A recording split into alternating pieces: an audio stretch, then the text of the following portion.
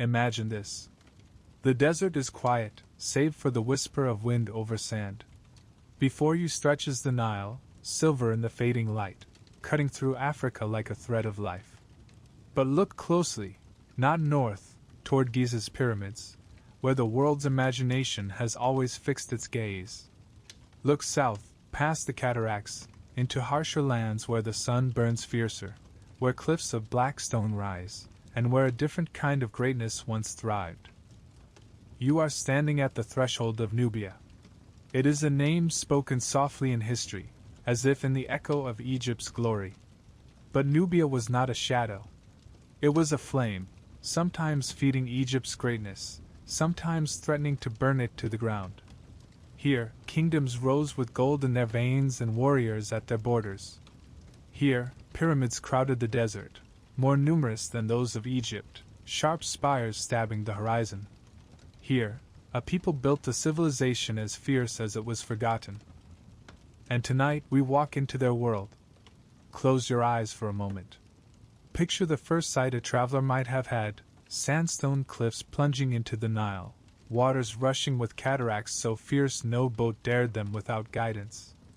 This land was a barrier and a bridge, a corridor between Central Africa and the Mediterranean, and a fortress against invasion.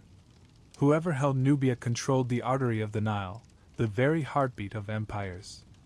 Egypt knew it well. Pharaohs coveted its gold, its cattle, its soldiers. But Nubia was no passive neighbor. Again and again, Nubian rulers rose in defiance, shaping destinies not only for themselves but for Egypt too. Imagine the heat here. The kind that does not merely press upon your skin, but wraps your bones, pulling sweat from you like tribute. The Nile glitters, but the sands around it are merciless. And still, people thrived here, not in spite of the desert, but because of it. They carved kingdoms out of stone and sand, each new ruler etching their mark into the land with pyramids, temples, and walls scrawled with hieroglyphs and later, with their own scripts still barely deciphered. Step with me now across time. Hear the tramp of sandals in the dust. Soldiers march beneath banners, the tips of their bows gleaming in the sun. Nubians were famed archers, so precise that Egyptian records admitted their arrows could pierce the heart like fire. You can almost hear the snap of bowstrings, the whistle of arrows slicing the air. Enemies feared them. Pharaohs hired them. And when Nubians became pharaohs themselves, they used those very weapons to unify the Nile world under their rule. But I'm getting ahead of the story. Let us first see the land itself, the cradle of Nubia. The river narrows here. Cliffs rise steeply, carved by centuries of floods.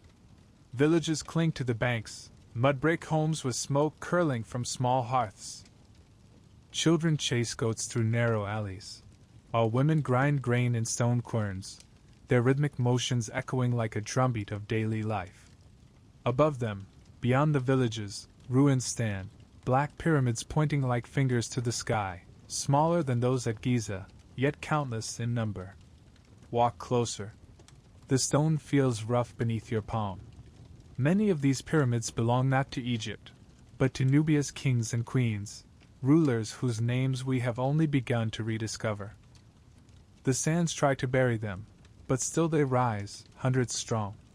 Imagine the funerary processions that once wound their way here, drums beating, incense smoke drifting, priests chanting in tongues half familiar, half lost. And ask yourself, why did the world forget them? Part of the answer lies in the way history has been told. For centuries, Egypt overshadowed Nubia, its monuments larger, its fame greater. The Greek historians who shaped much of our view of the ancient world wrote of Egypt as a land of wonder, while Nubia slipped into the margins. But archaeology tells a different tale. Excavations reveal wealth beyond imagining: gold and jewelry, iron tools, pottery inscribed with symbols that resist full translation. Every tomb opened pulls Nubia from the shadows piece by piece. The Egyptians called this land Taseti, the land of the bow. Later they would call it Kush. And Kush would rise to challenge Egypt itself. But for now, we stand at the edge, in the liminal space where history begins, where myth and memory blur. The sun sinks lower, and the desert cools. The Nile, eternal, flows on. And with it, so too does our journey, deeper into Nubia, where gold gleams, where cities rise, where forgotten kings wait for their names to be spoken once more. The story is only beginning. The last light of dusk lingers on the pyramids behind us, their sharp silhouettes fading into shadow. The desert cools with surprising speed, the day's furnace heat giving way to a chill that crawls over your skin. You hear the Nile in the distance, steady, eternal, whispering against its banks. But tonight, we do not linger in the ruins. We follow the old caravan trails, paths beaten into the earth by centuries of traders and kings. Their footprints may be gone, but the memory of their wealth remains. Because if Egypt was the kingdom of stone, Nubia was the kingdom of gold. Gold, the very word seems to shimmer when spoken, doesn't it? Imagine it glittering in torchlight, hammered into crowns, dusting the skin of statues, flowing like sunlight solidified into metal. For Egypt, gold was the breath of the gods. For Nubia, it was the soil itself. The mines here, tucked into cliffs and deserts, yielded so much of it that to the pharaohs, Nubia was synonymous with treasure. Egypt's scribes wrote of the gold of Kush as if it were a river flowing north. Without Nubia, the temples at Karnak and Luxor would not have blazed with such splendor. Without Nubia, Tutankhamun's mask, that famous face of eternity, would never have gleamed. And yet, step into Nubia itself, and the story changes. Here, gold was not just tribute sent to Egypt. It was lifeblood, the foundation of kingdoms, the lure for conquerors, the heart of an economy that stretched beyond deserts into Africa's interior. Close your eyes and walk with me into one of those mines. The entrance is narrow, a jagged mouth and a cliff face. Torches hiss and sputter, casting uneasy shadows on the stone. Inside, the air is close, thick with the smell of dust and sweat. You hear the clink of tools, stone hammers and copper chisels, later replaced with iron. Men and women crouch in narrow shafts, chipping at veins of quartz that glitter faintly in the torchlight. Children, their limbs slight and quick, wriggle into tunnels barely wide enough for breath, carrying baskets of crushed rock back to the surface. The sound is constant, pick against stone, coughs against silence. And then, the dull thud of crushing. Outside, workers kneel with heavy pestles, grinding the ore to dust in great stone mortars. Over and over the rhythm beats, like the heartbeat of Nubia itself. The powder is washed, panned, sifted, until flecks of yellow gleam against the grit. Tiny suns, each one precious, each one destined to adorn kings or by peace or fuel war. It was backbreaking work, endless and perilous. Some shafts collapsed, swallowing whole teams alive. Others filled with toxic dust, stealing breath from lungs. But the lure of gold was stronger than fear. Nubia's kings demanded it. Egypt's pharaohs demanded it. And caravans lined the trails to carry it north, where it would be transformed into divine radiance. But here, beneath the Nubian sky, it was more than trade. Gold meant power. It was proof that the land itself favored Nubia, that the gods had buried treasures in its bones. Step back into the sun now. See the caravans forming. Donkeys and camels groan under their loads, sacks of ore strapped to their flanks. Traders walk beside them, wrapped in linen, spears in hand. The desert is merciless, but these people know its ways. They follow the river when they can, but often they must strike out across sands where the horizon shimmers with heat and mirages. Their footsteps mark trails that will be followed for centuries. And listen, not just the creak of leather harnesses, the groan of beasts, but the murmur of languages. Nubia was crossroads, after all. Here you might hear Egyptian, but also tongues from deeper Africa, languages carrying the cadence of savanna and rainforest. Traders brought more than gold, ivory, ebony, leopard skins, incense, even live animals. Imagine the sight of giraffes led on ropes, their long necks swaying awkwardly, or monkeys chattering in cages bound for distant temples. To Egypt, Nubia was exotic abundance, a land where wealth seemed to grow from the earth itself. And yet Nubians were not simply suppliers. They were masters of the exchange. They controlled the mines, the caravan routes, the ports.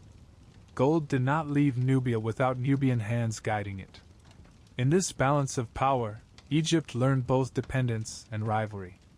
Pause with me now by the riverbank, as night deepens and stars kindle overhead. Fires crackle. Caravans camp here before the next stretch of desert. Smell the smoke, sharp with burning acacia wood. Hear the soft notes of a lyre, a Nubian psalm carried low across the water. The people sit in circles, eating from clay bowls. Their jewelry gleams faintly, bracelets of twisted gold wire, earrings hammered thin as leaves. For them, gold is not just for kings.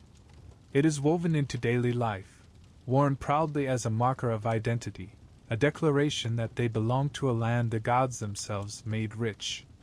But gold is never innocent, is it? It is always hunger, always temptation. Egypt knew this. Assyrians would one day know this. Even Rome, centuries later, would hunger for the wealth of Nubia.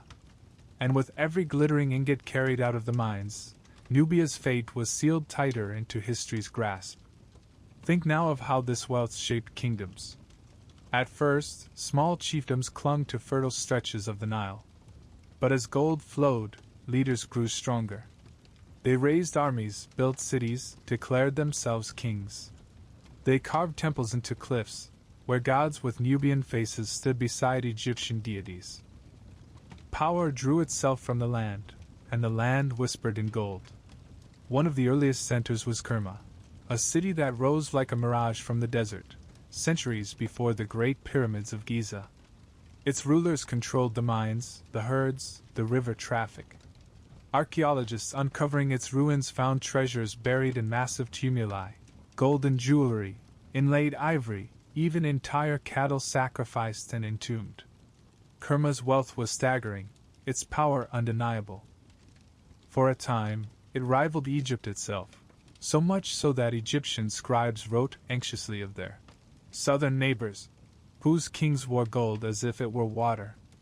And when Kerma fell, others rose, Nubia, Meroë, each feeding on the land's abundance, each rising on the promise of gold. You can feel it now, can't you? That hum beneath the story. The sense that gold was never just metal here, but destiny. Stand at the edge of a ruined pyramid, and you will see how the desert reflects it still. The stones glow at sunrise, tinted with a golden hue. The sands themselves sparkle faintly, as if reluctant to let go of what they once held. Egyptians may have taken much of Nubia's treasure, melting it into their gods' faces, locking it into tombs. But Nubia remains the land of gold. Its memory shimmers in every story of conquest, every trade recorded, every ruin half buried by sand. And as we walk further into this forgotten kingdom, the question grows louder. If gold gave Nubia such power, how far did that power reach?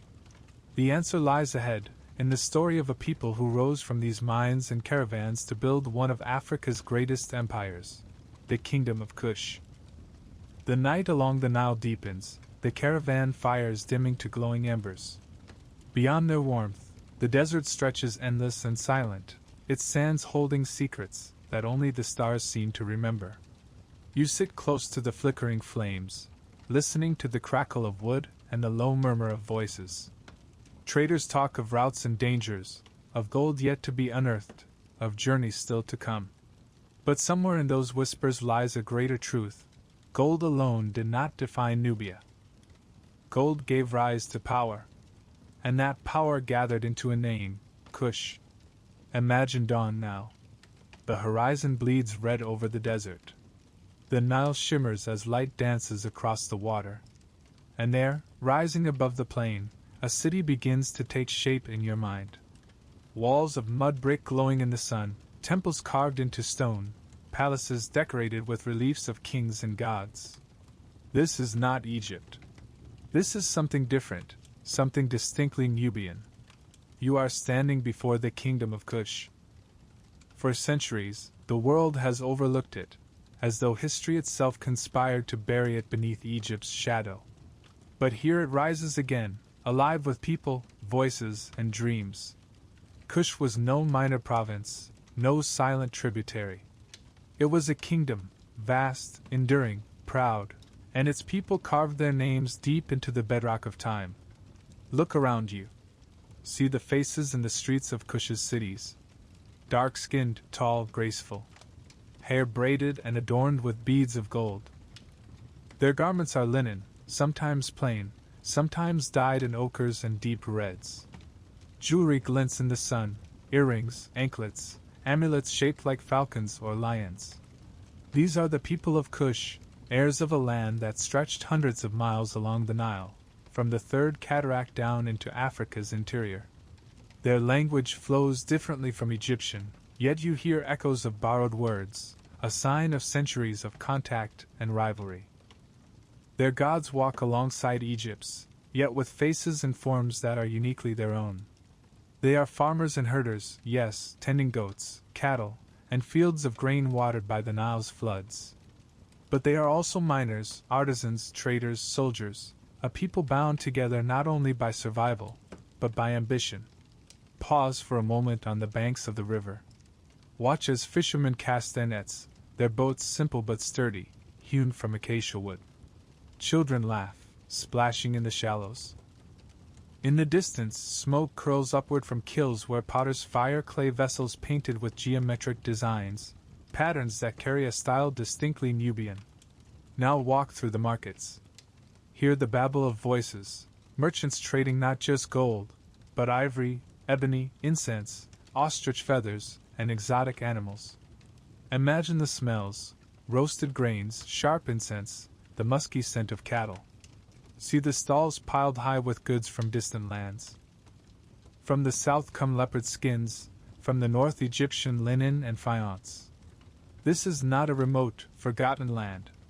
This is a crossroads, a place where Africa and the Mediterranean meet. And at the center of it all stands the king, the ruler of Kush. Let us step into the palace now. The walls are painted with scenes of triumph, the king hunting lions, the king smiting enemies, the king seated before the gods. His throne is inlaid with ivory, his brow crowned with a headdress that gleams with gold. Attendants stand nearby, fanning him with ostrich plumes. Ambassadors from Egypt bow low, bringing gifts of wine and grain. The king of Kush is no mere local chieftain. He commands armies. He builds temples. He claims descent from divine ancestors. To his people, he is not just ruler, but mediator with the gods. His queens sit beside him, not hidden in shadows, but powerful in their own right. In later centuries, Nubian queens, the Kandakes, would rule armies, negotiate treaties, and carve their names into stone as forcefully as any man. In Kush, women were not merely ornaments of power, they were embodiments of it. But kingdoms are not made of rulers alone. Walk outside again. Hear the music drifting from homes, drums, flutes, lyres.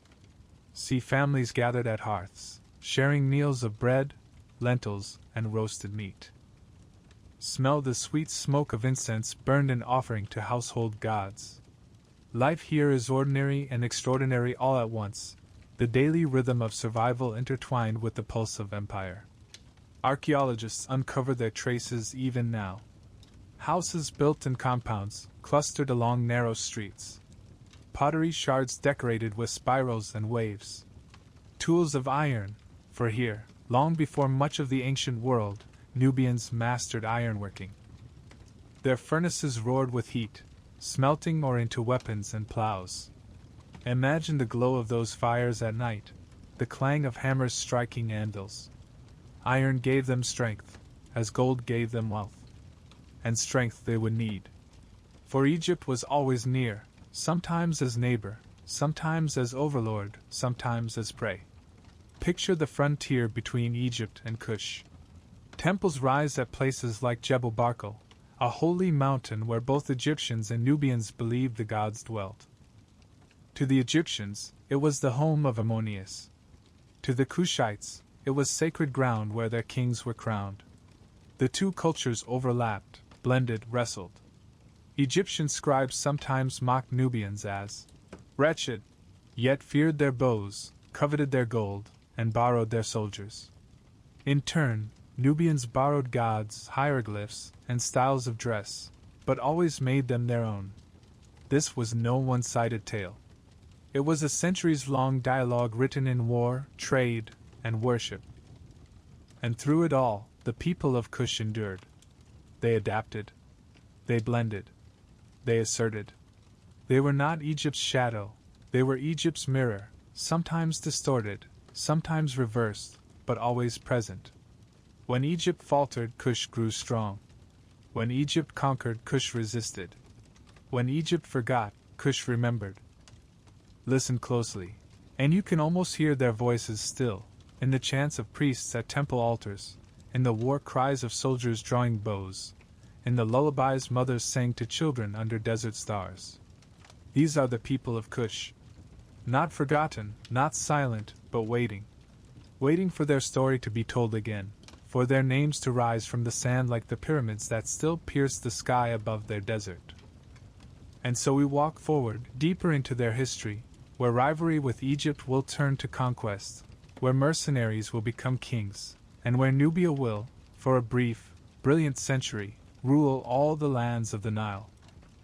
The streets of Cush still hum in your ears. The clang of iron at the forges, the murmur of traders, the songs by the Nile at dusk. But beneath that hum lies a deeper note, one that has always vibrated through Nubia's history, the nearness of Egypt. Look north. Beyond the cataracts, beyond the bend of the river, lies a land of colossal temples, sprawling cities, and a name the world has never forgotten. Egypt, with its pharaohs, its pyramids, its gods painted in vivid blues and golds. And yet, for all its grandeur, Egypt was never alone. Cush was there, watching, listening, waiting. The two lands were neighbors tied by the same river, bound by trade, but divided by ambition. The story of Nubia cannot be told without Egypt, just as the story of Egypt cannot be told without Nubia. They were partners and enemies, lovers and rivals, locked together for centuries in a dance of conquest, alliance, and betrayal. Imagine a caravan now, winding north along the Nile. Camels laden with sacks of gold ore, donkeys with bundles of ivory and ebony. Nubian traders walk alongside, their faces shaded by linen cloths, their skin shimmering in the sun. Ahead, the spires of Egyptian temples rise like stone forests. They arrive at markets where scribes tally every transaction, priests bless the goods in the name of Egyptian gods, and soldiers keep a watchful eye. Trade flowed easily, gold for grain, cattle for wine, ivory for papyrus. The Egyptians hungered for Nubia's resources, and the Nubians hungered for Egypt's finished goods. Each kingdom needed the other, and so their borders breathed with exchange. But beneath the surface, rivalry always stirred. Picture the borderlands, rocky hills, fortresses perched above cataracts, sentries watching the river for movement. At Semna, the Egyptians built mighty fortresses to keep an eye on Nubia. Their walls loomed over the water, carved with inscriptions boasting of Pharaoh's vigilance. One such text proclaims, "No Nubian shall pass this way except to do trade." Imagine the arrogance, the certainty that Egypt could dictate the flow of life itself. And yet, imagine also the defiance it must have sparked in the hearts of those watching from the south. Sometimes the border was calm, a place where treaties were struck and marriages arranged. Egyptian princesses were sometimes given to Nubian kings, their beauty offered as symbols of peace. Nubian archers served as mercenaries in Pharaoh's armies, their skill with the bow so feared that Egyptians carved them proudly onto temple walls, claiming them as their own.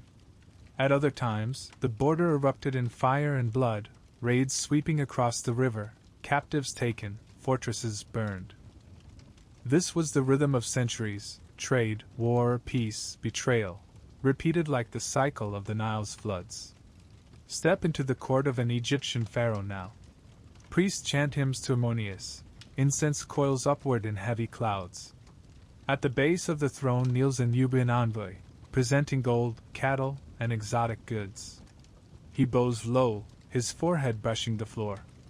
Around him, Egyptian courtiers smile with thin satisfaction. To them, Nubia is a tributary, a land of riches to be drawn north.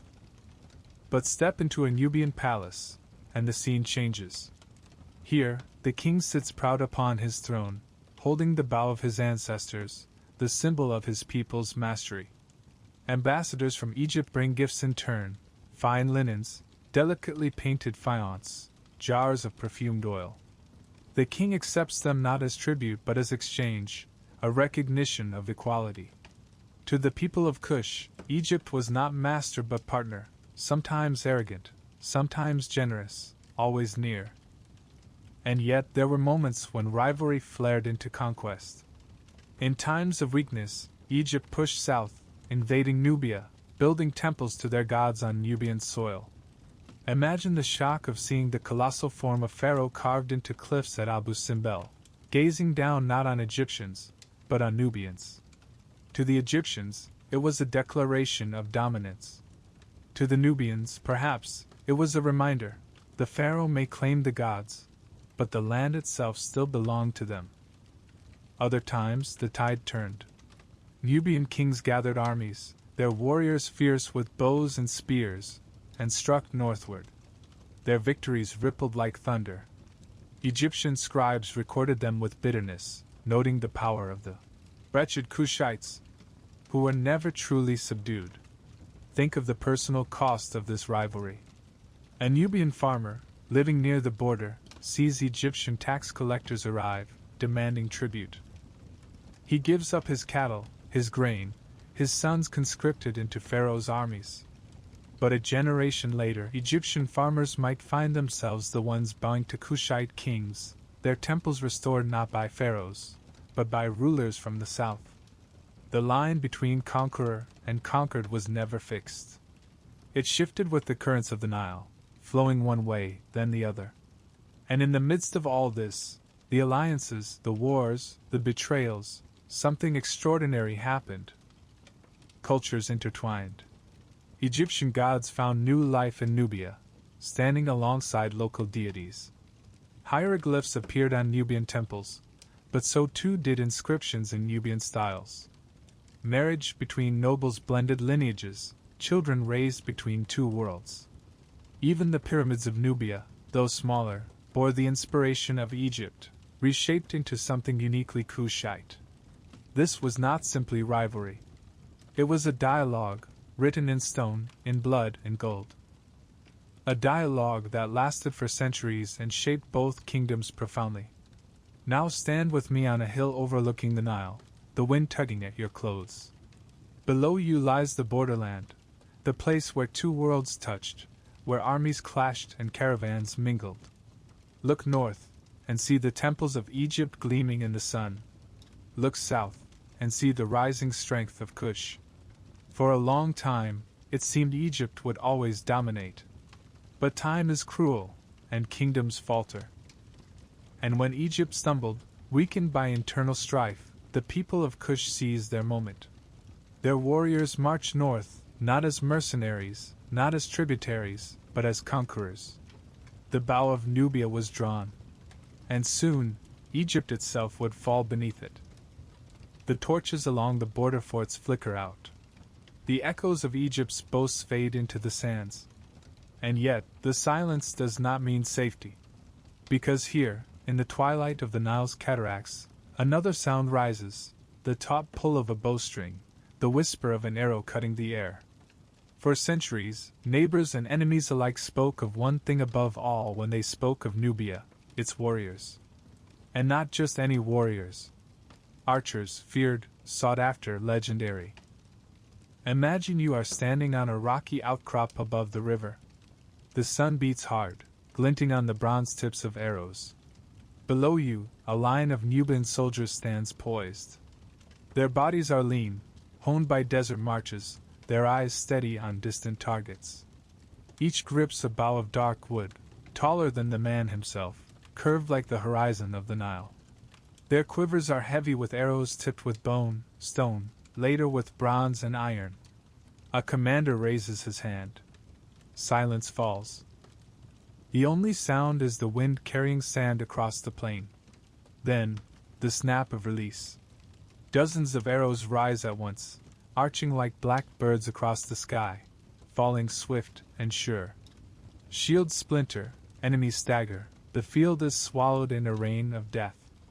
This was the terror and the pride of Nubia, the mastery of the bow. The Egyptians themselves named this land Taseti, the land of the bow. In inscriptions, pharaohs both praised and feared the Nubian archer. So accurate, they said, that a single shaft could pierce the heart, or slice through armor. Pharaohs hired them into their armies, setting them in the front lines, trusting their aim to shatter enemies before swords ever clashed. And yet, the same archers who fought for Egypt could turn their bows against it. Their loyalty was to Nubia first, and their skill was their inheritance, a tradition passed from father to son, mother to daughter, honed from childhood. Step into a Nubian village for a moment. See a boy of 10 standing with a bow nearly his own height. His father watches, arms crossed, nodding as the boy pulls, releases, and strikes a clay pot set on a stone. The people cheer softly, a rite of passage begun. Hunting antelope, guarding herds, defending the riverbank, all trained a generation that would grow into warriors without equal. Even the landscape itself was their tutor. The desert demanded endurance, the cataracts demanded balance, the savanna demanded keen eyes. Every step was training. Every hunt was practice. By the time a Nubian was called to war, the bow was not just a weapon. It was part of the body, an extension of breath and bone. Listen now to the clash of battle. Imagine the armies of Egypt marching south, bronze glinting, standards raised, drums pounding. They expect victory, for what kingdom could stand before Pharaoh's might? But from the ridges above, Nubian archers wait. Hidden by the rocks, their bows are drawn. The Egyptians march closer, the river at their side, when suddenly the sky darkens with arrows. Shields rise, men fall. Confusion spreads. The battle is won not by chariots or spears, but by the silent, deadly rain from the south. This is how Nubia held its borders, again and again. But these warriors were not only defenders. They were mercenaries, travelers, allies. Egyptian texts record Nubians hired into campaigns in Asia, their arrows loosed against Hittites and Syrians. In return, they brought home wealth, goods, and stories. Their reputation spread far beyond the Nile, whispered in camps from Mesopotamia to the Red Sea. And in their own lands, the bow was more than war. It was symbol. Kings were crowned holding it, the mark of their people's strength. In tombs, archers are painted beside the gods, their skills sanctified, eternal. To be an archer was not just to fight. It was to embody Nubia itself. Archaeology gives us glimpses. Graves of warriors buried with bows still intact, the wood aged to darkness, the string long gone but its curve unmistakable. Arrowheads found in clusters, some lodged still in ancient shields. Inscriptions that speak of the bowmen of Cush as the finest of all soldiers. Each fragment is a voice, reminding us that the people of Nubia were not shadows, but warriors who commanded respect. Imagine now walking at night along the edge of a Nubian camp. Fires burn low, shadows stretch long. You hear laughter, men and women sharing food, telling stories of hunts and battles. But beneath the warmth of fellowship lies readiness. Bows lean against shields, quivers are never far. At dawn, they will rise, ready to march, ready to fight, ready to guard their kingdom against all who dare approach. Their discipline is not carved in manuals or written in codes. It is lived, breathed, inherited. It is the hum in the string, the whistle in the shaft, the silence before the strike. And so the world remembered them. Even centuries later, When Kushite kings would march north and take Egypt itself, it was the bow that defined them. The land of the bow had risen. The warriors of Nubia were no longer mercenaries or border guards. They would become pharaohs. But that part of the story lies ahead. For now, we leave the campfires behind, the sound of arrows still whispering in the dark, and step deeper into the sands. Ahead, rising from the desert, more than 200 pyramids pierce the sky. Smaller than Giza's, but countless, proud, eternal. The final resting places of the same kings and queens whose armies once filled Egypt with fear. The pyramids of Nubia wait. The fires of the warrior camp fade behind us, the echo of bowstrings still humming in the night air. We follow the Nile once more, its waters dark and endless under the stars. The river bends, the sands rise, and then, as dawn creeps over the horizon, they appear. Not the colossal pyramids of Giza that you already know, but a different sight altogether. Dozens of sharp peaks, black stone rising from golden sand. Slender, steep-sided, clustered together, as though the desert itself had grown a forest of stone. These are the pyramids of Nubia. Imagine standing before them now. The air is cool, the sand still chilled from night, but the first rays of sun strike their tips, painting them in fire. They are smaller than Egypt's, many no higher than a house, some reaching higher but never matching the Great Pyramid's impossible scale. And yet, their number overwhelms. Not one or two, but hundreds. Row upon row, crowding the horizon, more numerous than those of Egypt itself. You feel as if you've stumbled into a city of the dead, yet alive with memory. For each pyramid is not simply stone.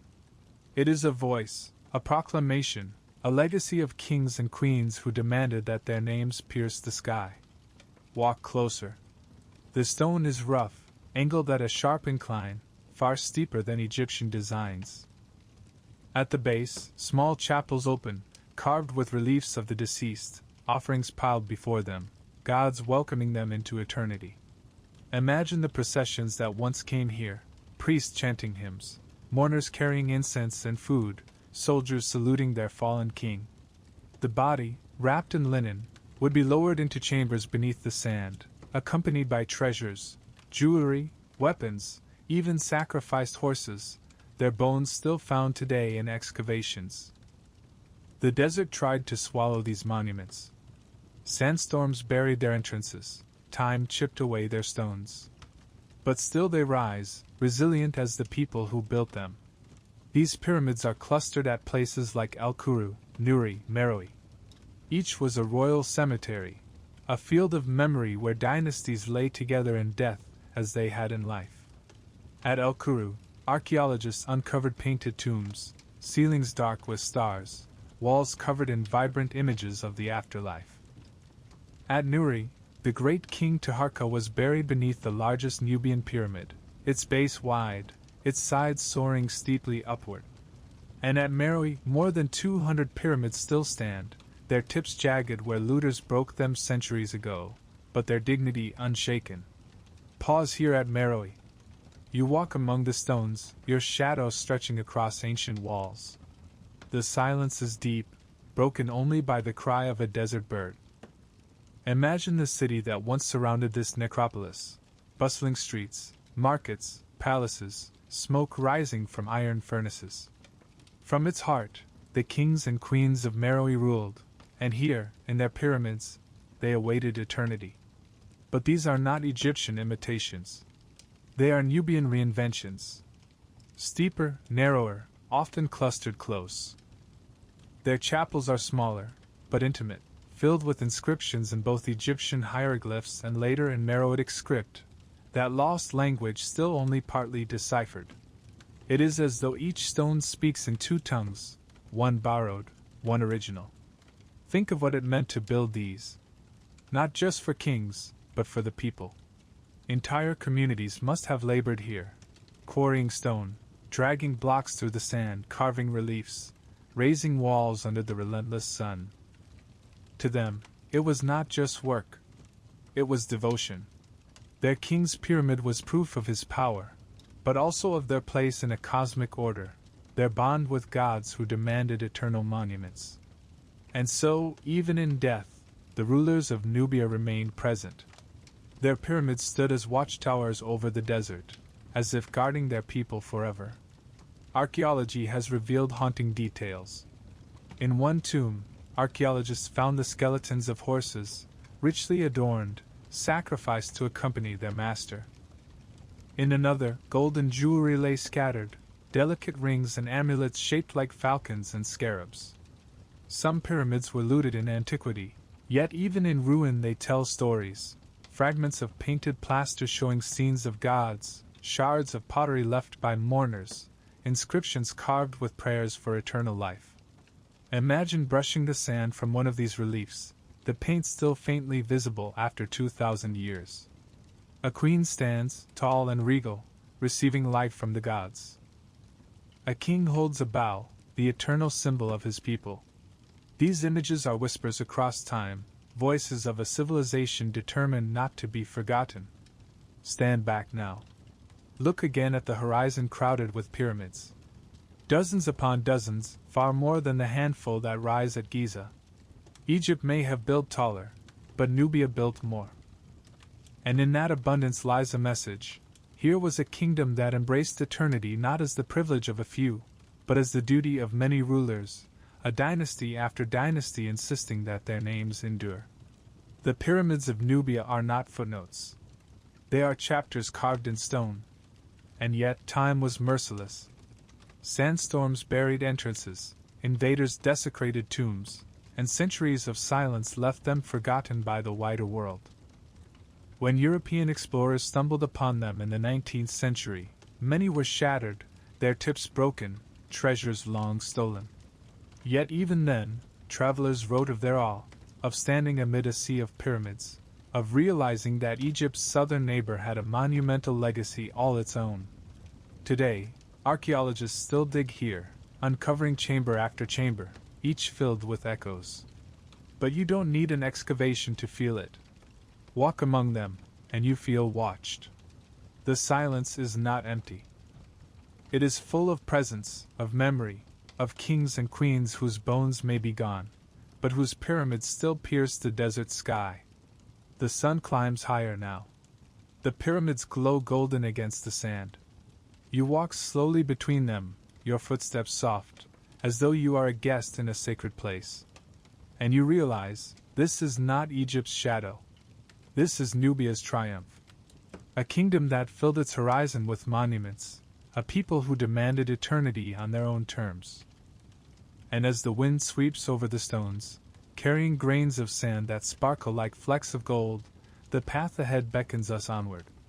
Past the pyramids, past the necropolises, into the heart of Nubian culture, their language, their traditions, their way of life.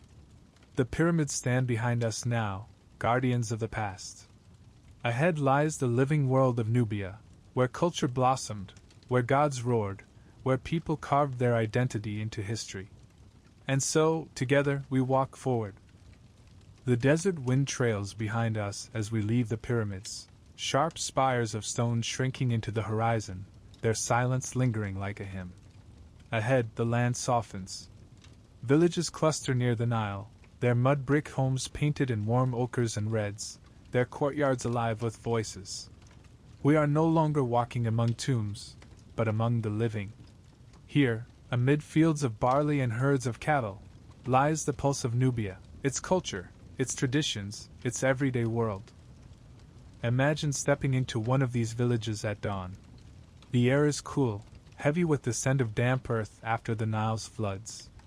Smoke curls from small hearths as women grind grain with stone querns, the steady rhythm echoing like a heartbeat across the settlement.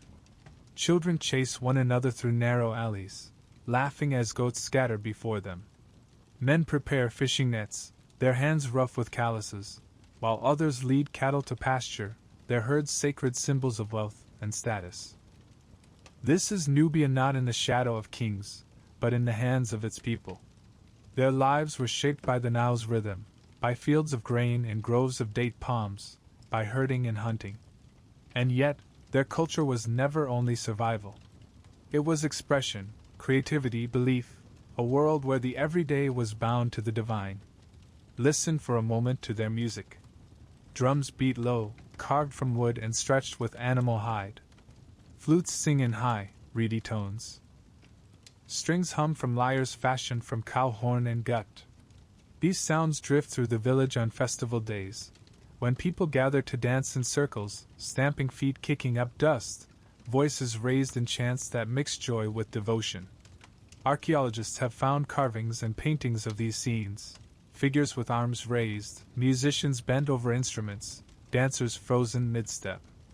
You can almost hear the rhythm if you close your eyes. And alongside music came craft.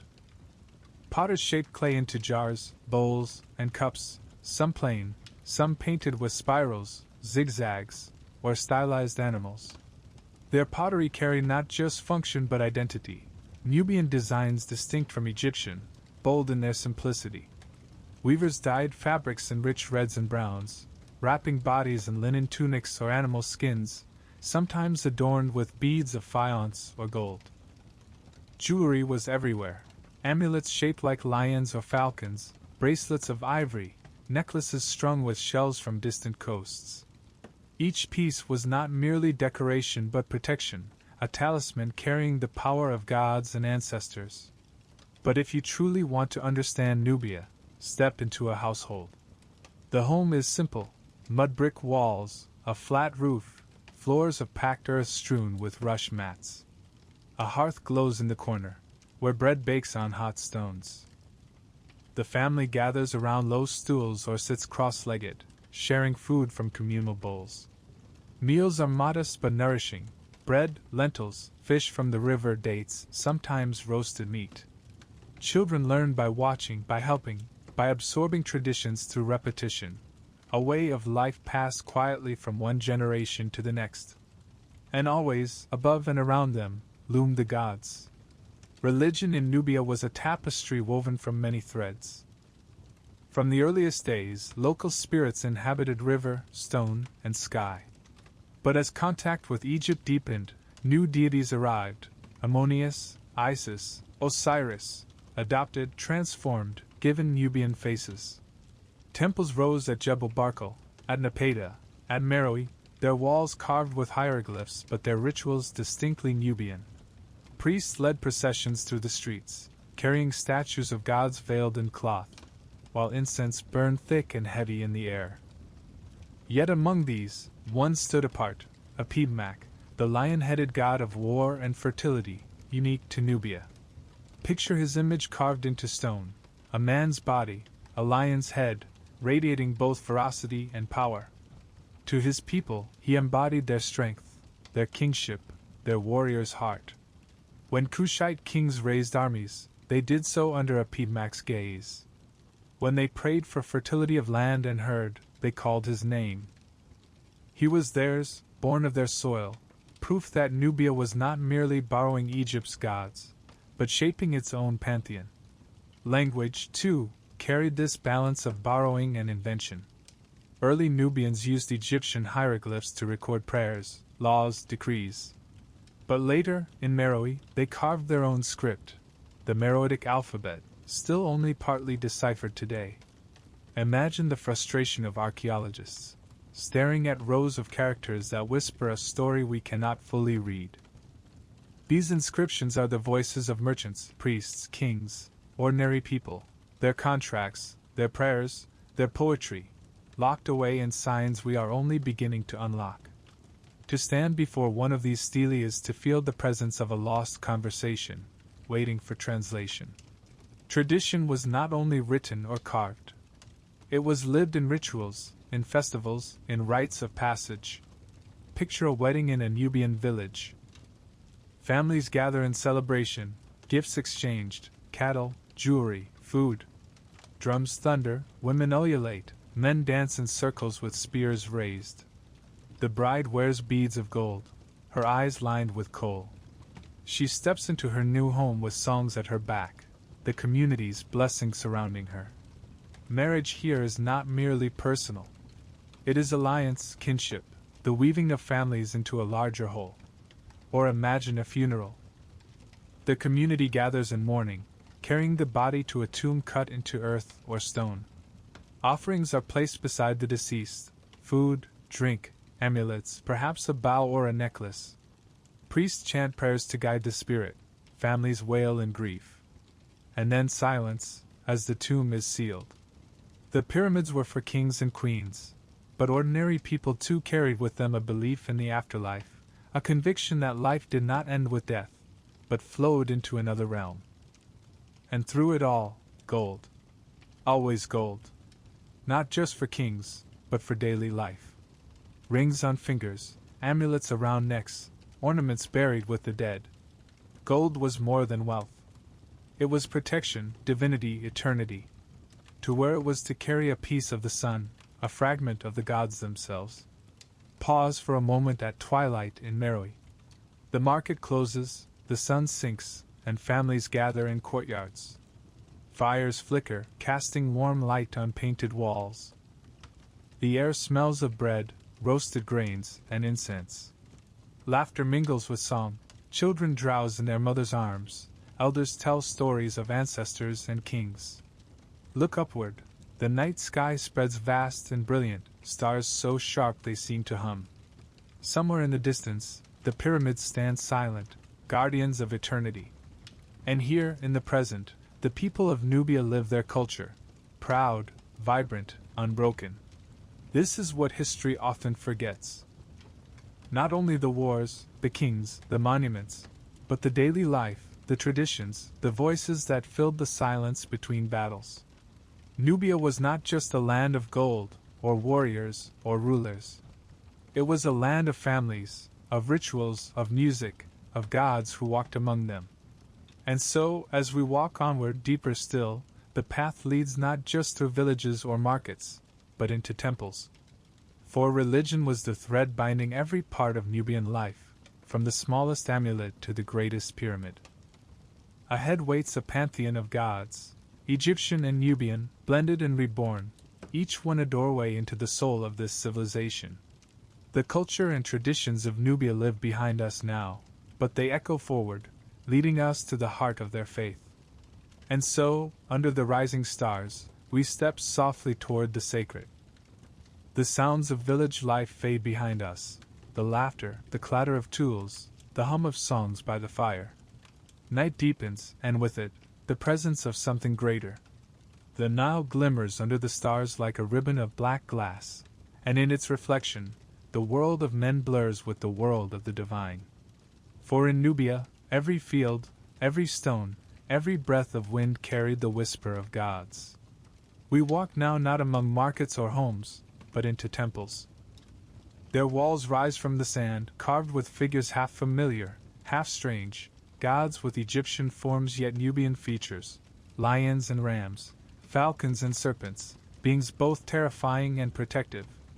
Religion was the soul of Nubia, and its gods shaped every corner of life, from the plowing of fields to the crowning of kings. Imagine standing at the base of Jebel Barkal, the sacred mountain. Its cliffs rise like a giant altar, its pinnacles shaped by nature into the form of a rearing cobra, a serpent of stone watching over the desert. To the Nubians, this was no mere mountain. It was the dwelling of the god Ammonius, the hidden one, Lord of creation. Here, in shadowed temples cut into the rock, kings were crowned, priests offered incense, and the voice of divinity was believed to echo through the cliffs themselves. Step inside one of these temples.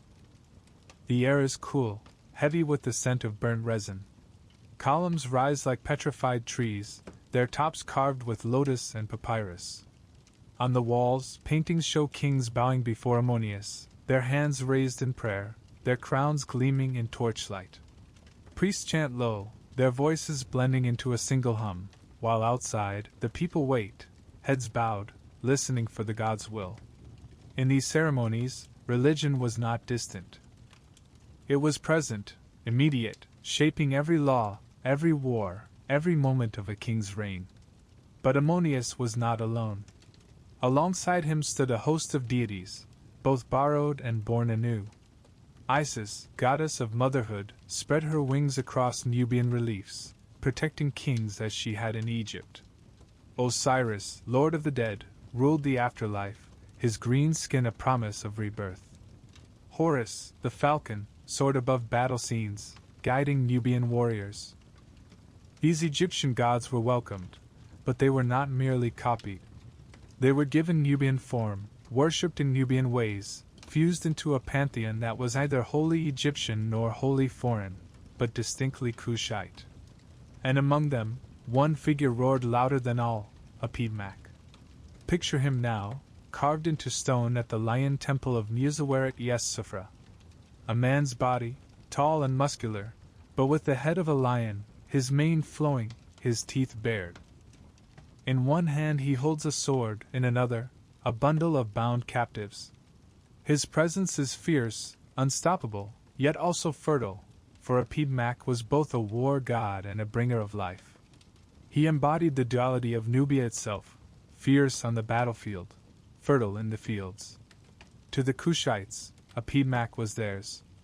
Not borrowed, not shared, but born of their soil and spirit. His temples stand only in Nubia, his name written in the still mysterious Meroitic script. He was the lion that guarded their land, the power that gave their king strength. When Nubian armies marched, they did so beneath his gaze. When farmers prayed for rain, they called to him as well. In Apidmak, war and fertility met, proving that for Nubians, divinity was never simple, never one-sided, but always layered, complex, alive. Imagine now the festivals.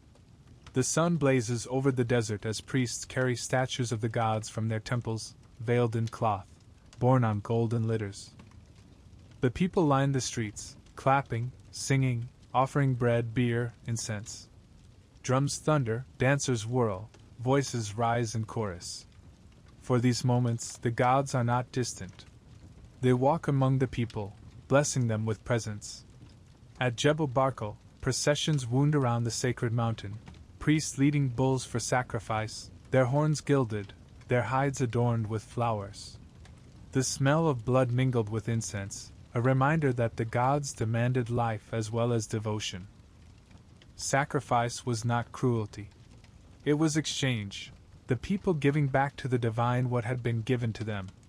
And in return, the gods gave fertility of fields, victory in battle, strength to the king. Death, too, was bound in ritual. In tombs beneath the pyramids, prayers were inscribed for safe passage into the afterlife. Osiris ruled there, but so too did Nubian spirits, ancestors who guided the dead, guardians who stood at the thresholds. The belief was simple yet profound: life did not end.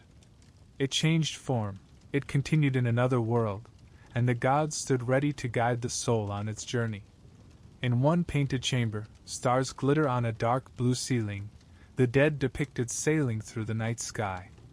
In another, the deceased kneels before Osiris, hands raised, while Apidmak watches from the walls, a reminder that both Nile and desert, both war and fertility, belong to the journey of the soul.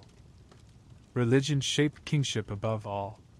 To be king in Kush was not only to rule men, but to serve gods. At coronation, the king was brought before Ammonius at Jebel Barkal.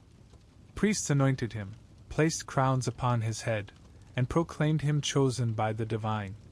His reign was proof of cosmic order, his victories signs of divine favor, his failures warnings of divine wrath. Queens, too, shared in this sacred role. The Kandakes were often depicted beside gods, their power equal in ritual as in politics. To rule was to embody the will of heaven. But religion was not frozen. It changed, evolved, absorbed. When Egypt fell under foreign rulers, Kush held fast to Ammonius, keeping his cult alive even as it waned in the north. When Rome rose in power, Kushite gods were still honored in temples, their rituals resisting the tide of new empires. And even as Meroë declined, the temples stood, their reliefs whispering stories of a people whose faith was as enduring as their pyramids. Picture standing in the ruins today. The Lion Temple at Meroë, its stones still carved with lions and captives. The great temple at Jebel Barkal, columns toppled but inscriptions still sharp. The small chapels at Meroë, sand filling their courtyards, yet walls still painted faintly with figures of gods. The silence is overwhelming, yet you feel watched, surrounded by presences older than memory. Religion here was not abstract. It was lived in every harvest, every battle, every festival, every death. The gods of Nubia were not distant ideals, but companions, guardians, forces woven into the daily rhythm of life. And as we step away from these temples, their shadows stretching long in the desert sun, the story moves forward again. For faith gave Nubia strength, but strength sought expression. And in the 8th century BC, that expression exploded into history. Kings of Kush marched north, their banners flying, their archers ready, their gods at their side. And Egypt, mighty ancient Egypt, fell beneath them. The age of power dawns.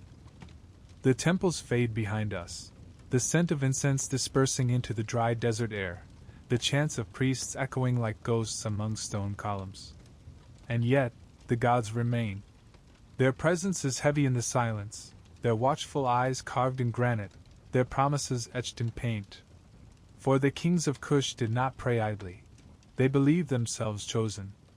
And in time, those beliefs would swell into action so bold, so unexpected, that history itself shuddered. It is the 8th century BC. Egypt, once the immovable titan of the Nile, has stumbled. Its throne is fractured, its rulers divided, its strength diminished by centuries of internal strife. Foreign powers press at its borders, and the temples of the north groan under neglect. The gods still demand devotion, but pharaohs are too weak to answer. And from the south, the kings of Kush watch. Imagine standing on the banks of the Nile at Napata, the royal city that flourished beneath the shadow of Jebel Barkal. The sacred mountain rises like a sentinel, its serpent-shaped peak piercing the sky. Here, the kings of Kush hold court, crowned not only with gold but with divine legitimacy. They are guardians of Ammonius, protectors of the sacred cult that Egypt itself has let falter. Their priests whisper that the god now favors Kush, that destiny has shifted south. The king listens. His bowmen sharpen arrows, his generals polish spears. And slowly, a plan takes shape, not merely to defend Nubia, not merely to trade with Egypt, but to claim Egypt itself. The march begins. Picture the sight, an army moving north along the Nile, banners of lion-headed Apidmak and ram-headed Ammonius fluttering in the desert wind. At their core are the archers of Kush, their bows taller than men, their quivers filled with iron-tipped shafts. Alongside them march spearmen, shield-bearers, chariots drawn by horses adorned with plumes and gilded harnesses. Behind them, priests carry statues of gods, blessing the campaign with chants and incense. The desert trembles with their footsteps. Villages watch in awe as the southern kings march north, not as raiders this time, but as conquerors. Egypt is fractured, its rulers weak. One by one, cities fall. The Kushites do not come as destroyers, but as restorers. In every town, temples are reopened, priests reinstated, offerings made to Ammonius.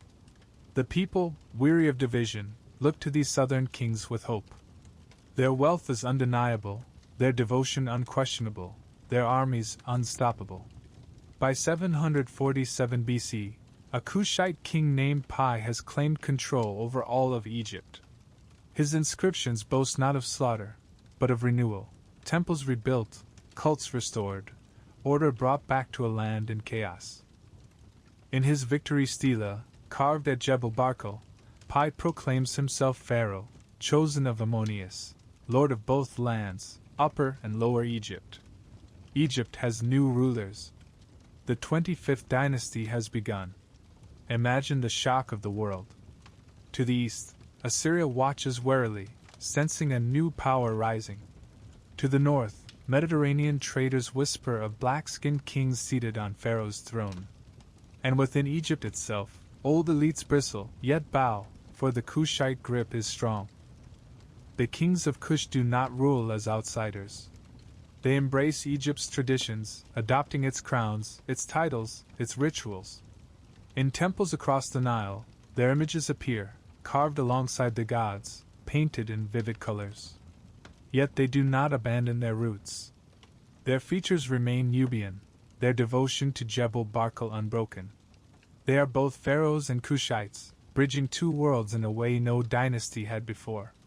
Step into Thebes now, the great city of Ammonius. Its temples, long neglected, are alive again. Drums thunder as processions fill the streets. Priests chant hymns as incense burns thick in the air.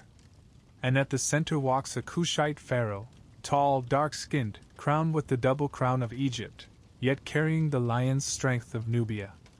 The people cheer, for the Nile has a ruler once more, and order has been restored. The kings of Kush do more than restore. They build.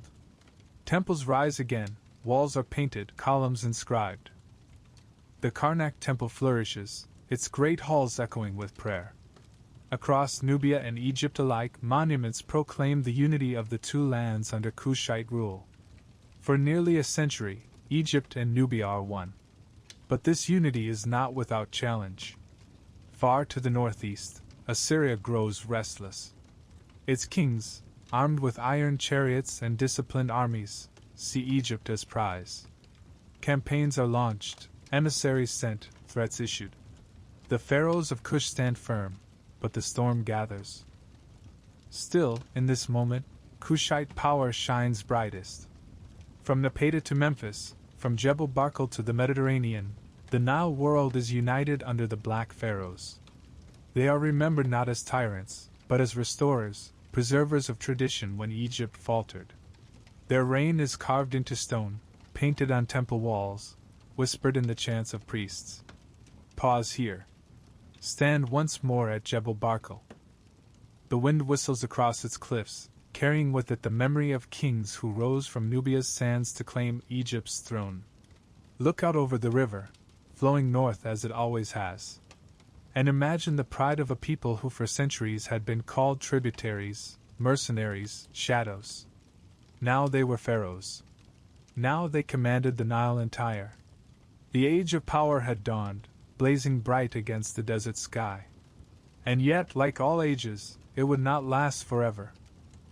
Ahead lied battles with Assyria, struggles to hold Egypt, defeats that would drive the kings back to their homeland. But for now, for this shining century, Nubia stands triumphant, its people rulers of both lands, its gods ascendant, its kings immortal. The bows that once guarded its borders now guarded an empire. The shadow had become the sun. The river carries us northward, its current strong, its surface flashing like bronze under the midday sun. Along its banks, temples rise again from ruin, their courtyards filled with chanting priests, their columns dressed in fresh paint and gold. For nearly a century, Egypt breathes under new rulers, pharaohs not born of the Nile Delta or the great cities of Memphis, but of the southern lands of Kush. The Black Pharaohs, as they would later be called, though to their own people they were simply kings, sons of Ammonius, chosen to restore what had been broken. Imagine the coronation. You stand inside the great temple of Karnak, its halls cool and vast, the air thick with incense. Priests move in procession, carrying sacred barks on their shoulders, drums echoing in the distance. At the center of the ceremony is the Kushite king, robed in white linen, crowned with gold.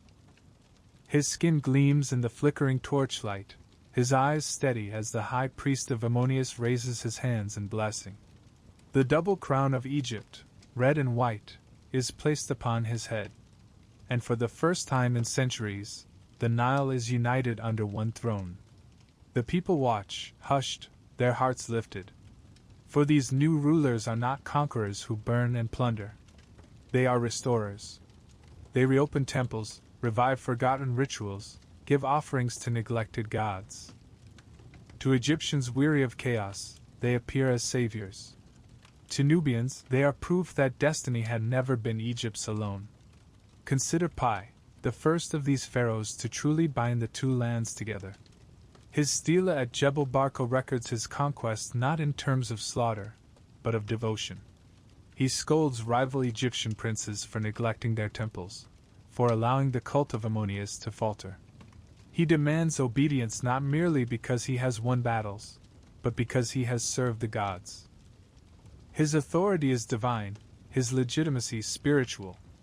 To rule Egypt, he argues, is not to wield the sword, but to restore Ma'at, the sacred balance of the world. And his successors follow this path.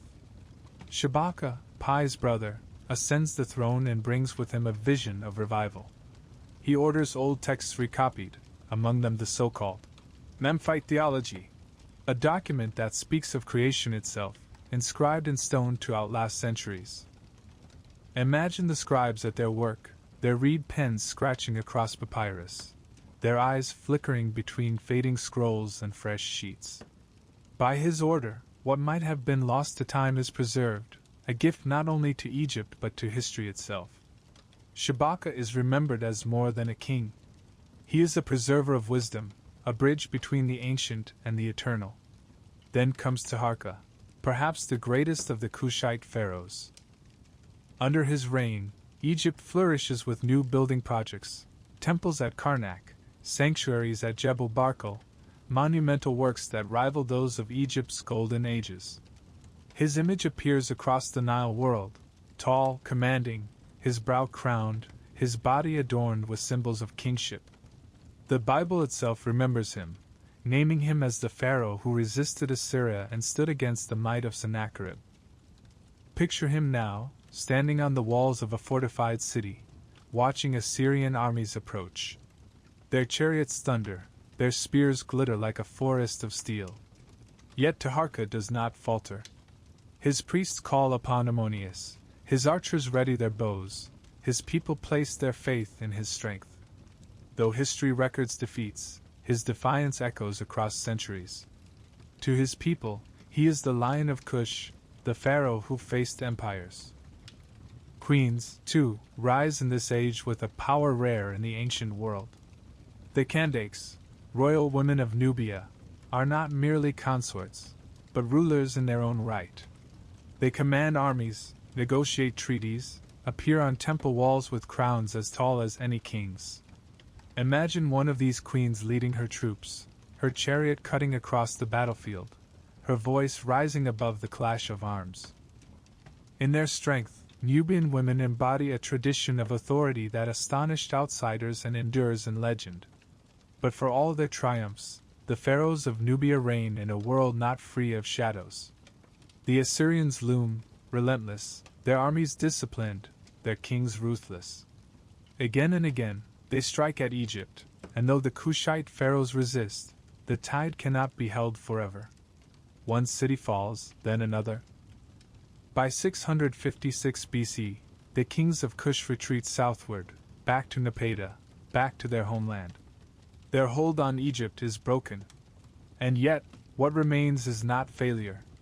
For nearly a century, Nubia ruled the land that had once ruled it.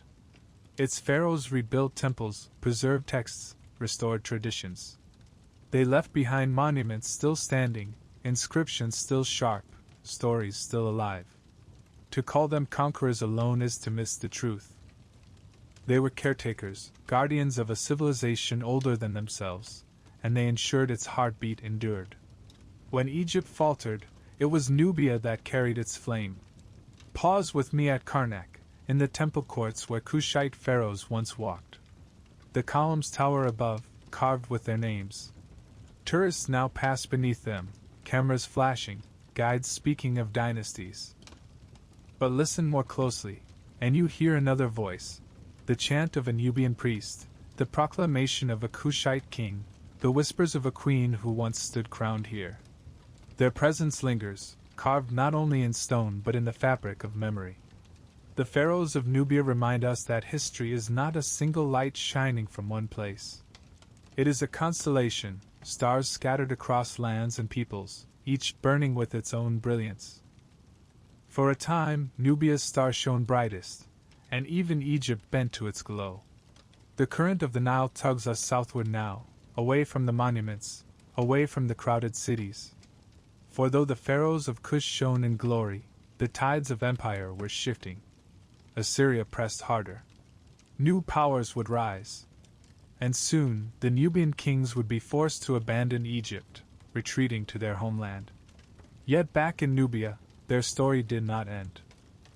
It would continue in strength, in resilience, in the cities they built and the gods they worshipped. The age of pharaohs passes, but Nubia itself endures. And as we drift with the river, the horizon darkens. Ahead waits the shadow of loss, the story of decline, the march of empires too vast to resist. The fall is coming. The Nile flows on, indifferent to kings. Its waters glimmer in the sun, carrying the reflections of temples, palaces, and pyramids. Yet for all their grandeur, the pharaohs of Nubia, the rulers who restored Egypt's pride and carried its gods southward, cannot hold back the turning tide of history. Every empire has its season, and for Kushite rule in Egypt, the season of glory was giving way to a season of loss. Picture the world of the 7th century BC. To the east, a storm gathers in Mesopotamia. The Assyrians, fierce, disciplined, ruthless, are at the height of their power. Their kings, like Sennacherib, Esarhaddon, and Ashurbanipal, command armies of tens of thousands, armed with iron weapons, riding in swift chariots, their banners dark with the images of winged gods. They have already crushed Babylon, subdued the Levant, pushed their dominion across the Near East. And now, their eyes turn west, to Egypt, fractured though renewed, ruled by the Kushite pharaohs. The stage is set for collision. Imagine Taharka, pharaoh of Kush and Egypt, standing in Memphis. His temples are strong, his faith unshaken, his people loyal. Yet he knows the Assyrians' approach, their armies relentless. He prays at Karnak, offering incense to Ammonius, calling upon Apidmak, the lion god of Nubia, for strength. His archers stand ready, bows strung, arrows sharp. But the Assyrians bring something more than armies. They bring strategy, siege engines, brutality. The battles that follow are fierce. Nubian soldiers fight with their feigned bows, raining death upon the invaders. Chariots clash in clouds of dust, spears splinter, shields splashed with blood. For a time, Taharka holds them back. The Assyrians retreat, only to return stronger. Cities fall, one after another. Memphis is taken. Thebes is plundered. The heart of Egypt is laid bare. Taharka retreats southward, back toward Nubia, his dreams of empire battered but unbroken. His inscriptions still proclaim victories, his temples still rise, but the truth is clear, the Kushite hold on Egypt is slipping. The gods may favor them, but the tide of empire cannot be resisted forever.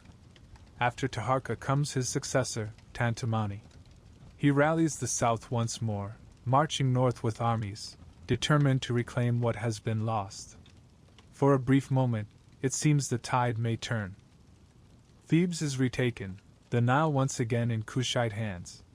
But the Assyrians return, relentless, their chariots rolling like thunder. They burn Thebes in vengeance, their destruction so fierce that Greek writers centuries later still spoke of it in awe. The dream of Nubian Egypt dies in fire. Pause here, among the ruins of Thebes. The great temples lie blackened, their walls scarred by flame.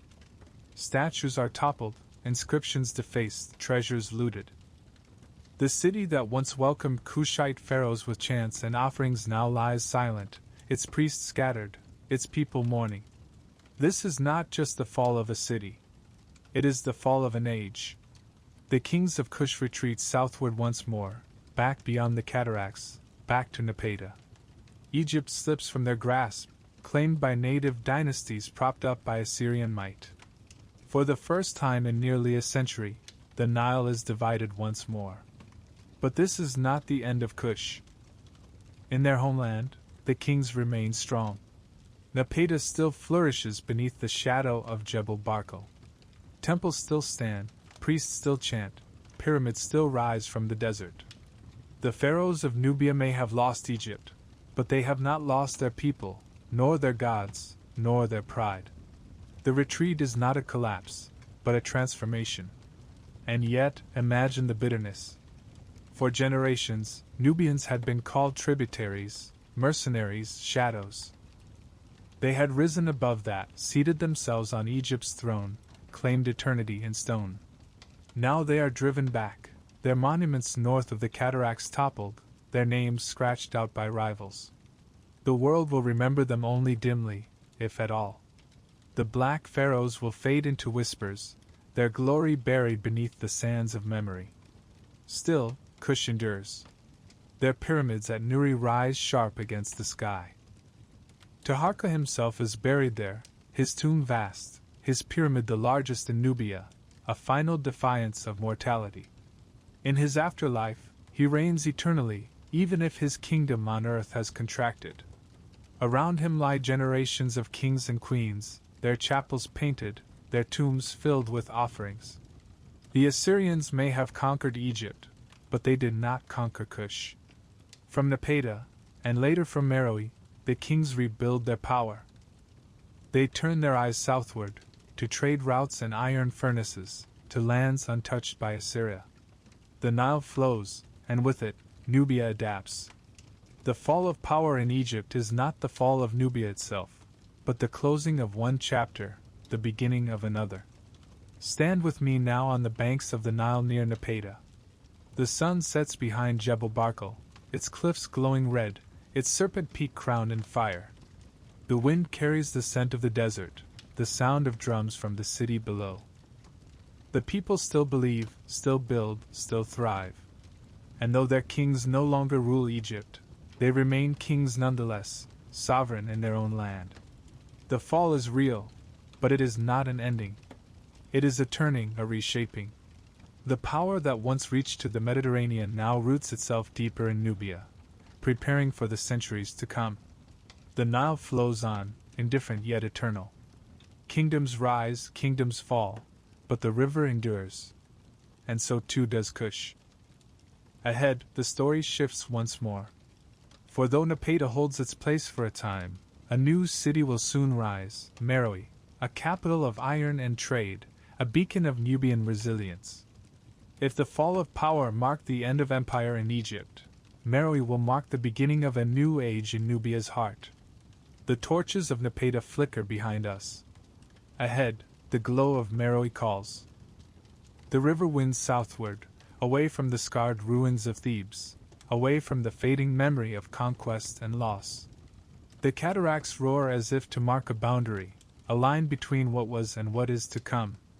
Past Napata, past the sacred shadow of Jebel Barkal, the land stretches wide, and there, rising from the desert plain, lies a new vision of Nubia. A city unlike any that came before.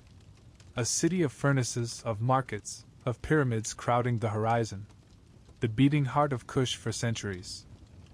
You are standing at the gates of Meroë. Imagine approaching it from a distance. The desert shimmers in the heat, dust curling in the wind. At first you see smoke, dark plumes rising from countless furnaces, the breath of ironwork that never sleeps.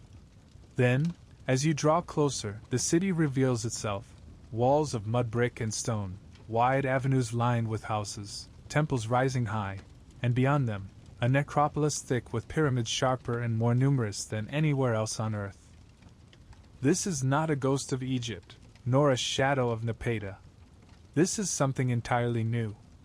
A city born from Nubian soil, fed by Nubian ambition, blazing with Nubian identity.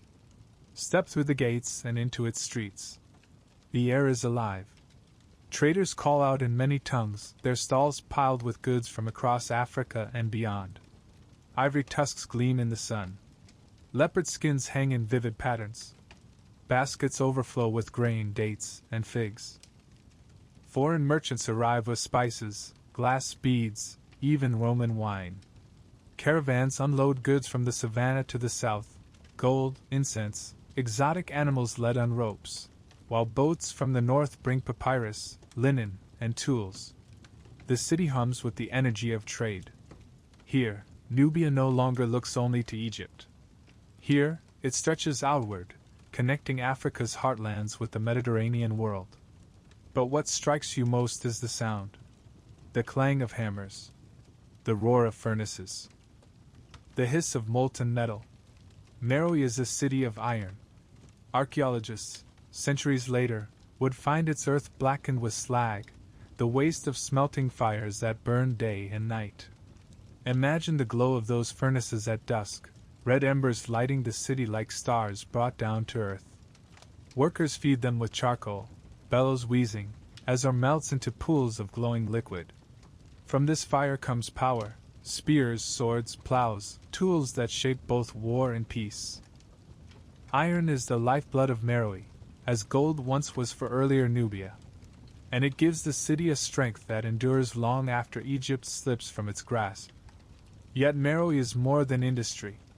It is beauty. Walk into a temple. Its walls are painted with scenes of gods both familiar and unique, Isis and Osiris beside a Piedmac, Ammonius enthroned beside local deities whose names whisper only faintly to us now.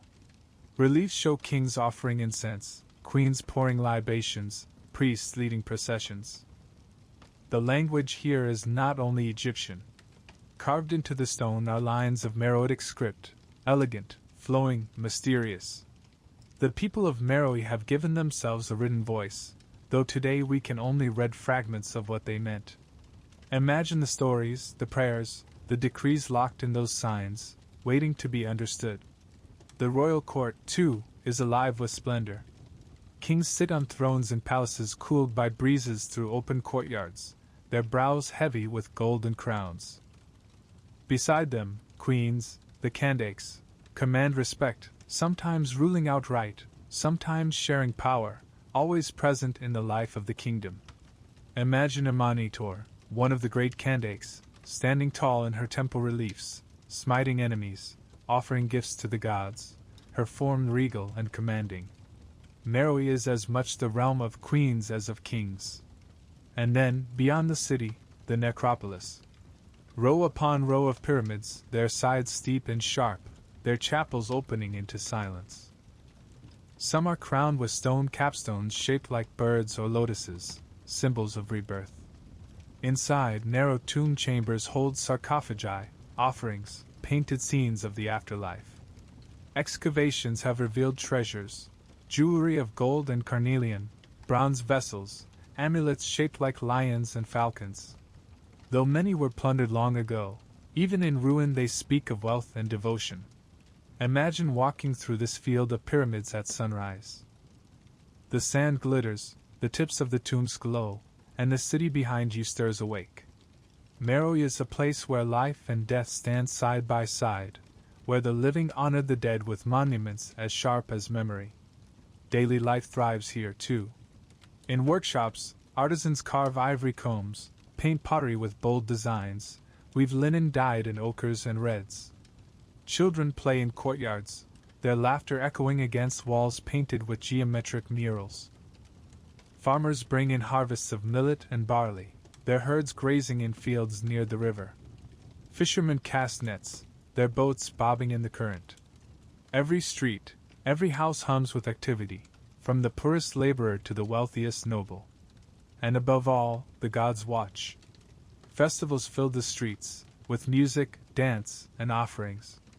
Priests lead statues of Ammonius or a Piedmac through the city, their golden faces veiled, their passage marked by drums and incense. The people follow, clapping, singing, raising their arms in devotion. For in Meroë, as in all Nubia, life and faith are inseparable. Yet even here, shadows linger. Rome now rules Egypt, and its legions march ever closer. To the north, tension simmers, raids and skirmishes marking the frontier. But within Meroë's walls, life continues, iron is forged, pyramids rise. The city endures, proud and radiant, its people secure in the knowledge that though empires rise and fall, their own hearts still beat strong. Pause here, at the edge of the necropolis. Look back at the city, its smoke rising, its pyramids gleaming, its markets alive. You feel the weight of centuries pressing around you, the memory of Egypt lost, the pride of Nubia reborn, the iron heartbeat of a city that carved its name into history. This is Meroë, not just a capital, but a symbol of resilience, creativity, and survival. And as the sun sets, casting long shadows over the desert, we walk onward once more. The glow of Meroë fades behind us, but its voice lingers in stone inscriptions, in painted tombs, in the still half-hidden script of its people. For the next step in our journey leads not through fire and iron, but through words. The Meroitic script awaits, a language half deciphered, a mystery still whispering across the sands. The furnaces of Meroë dim behind us, their smoke dissolving into the horizon. The clang of hammers fades, the markets grow quiet, and what lingers now is something subtler, something carved in silence, the words of a lost people. Walk with me through the necropolis once more, past the steep-sided pyramids and their painted chapels. Look closely at the walls, the stelae, the lintels of temples and tombs. You will see signs, carved with care, written with ink, etched into stone. Elegant, flowing, unlike Egyptian hieroglyphs yet faintly echoing them. This is the Meroitic script, and it is one of history's most haunting mysteries. Imagine standing in the desert sun as an archaeologist first brushes sand from such an inscription. The letters gleam faintly, worn but distinct, loops, straight strokes, curves like flames frozen in stone. At first glance, they promise understanding, a written voice, a people speaking across centuries. But then the realization comes: we cannot fully read them. Not yet. The Meroitic script remains only partly deciphered. A language once spoken by thousands, carved on monuments, written on papyri, used in daily life, now stands before us like a locked door. We hold the key only half-formed. The voices of Meroë whisper, but the words blur. Step back into the city when it was alive. Imagine a scribe at his desk, a sheet of papyrus spread before him, a reed pen in his hand. His task is not to copy Egyptian hieroglyphs anymore. Those symbols still adorn temples, but here in Meroë, something new has taken root. The script before him is distinctly Nubian, developed from Egyptian signs yet transformed, simplified, adapted into two forms: hieroglyphic, used for inscriptions in stone, and cursive, used for everyday writing. Watch him as he dips his pen, his hand moving quickly. The strokes are familiar to him, part of his world. He writes decrees, records trade, preserves prayers. To him, these signs are no puzzle. They are alive. They are his language. And that is what we have lost. For centuries, scholars could not read a single word. The inscriptions lay mute, scattered across Nubia, waiting. Then, in the 19th century, with the discovery of the Rosetta Stone unlocking Egyptian hieroglyphs, attention turned south. Could Meroitic be deciphered too? Step by step, progress came. We now know the alphabet, its 23 letters, its division between vowels and consonants. We can sound out words. We can recognize names, places, fragments. But meaning still escapes us. Without a bilingual inscription, without a Rosetta Stone of Meroë, the full voice remains veiled.